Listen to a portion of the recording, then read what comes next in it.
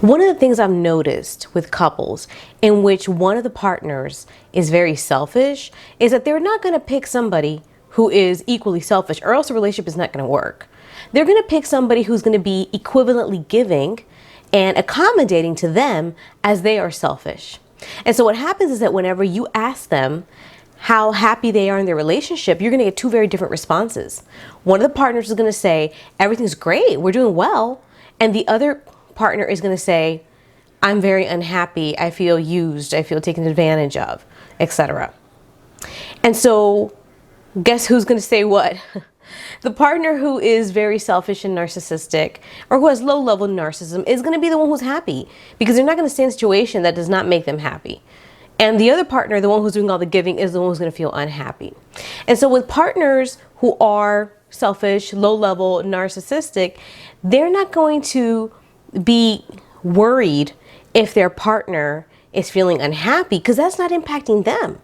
Their partner isn't leaving or doing anything out of the ordinary. They're still carrying along and suffering along the way, but that isn't enough to move them.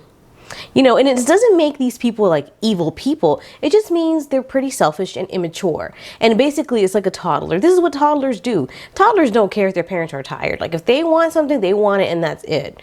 You know, and so really it's about growing up. Well, how can we encourage growth in these kinds of partners?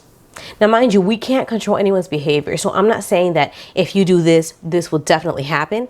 But what I can guarantee you is that if you don't set boundaries with consequences, your partner, if your partner's a narcissistic, low-level narcissistic one, they're not going to change. There's no incentive for them to change.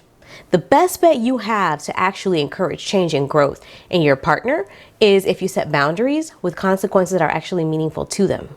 If you somehow withdraw your presence, not in a manipulative way, but in a self-protective way. So for instance, if you say, unless you do your part of the chores, for instance, I'm not going to be able to do my part either. It's too much for me. And then actually follow through with it, then your partner is going to have some kind of incentive or motivation to do his or her part. You understand? So, but if you don't do anything and you continue doing your part all along, there's going to be no incentive for them to change.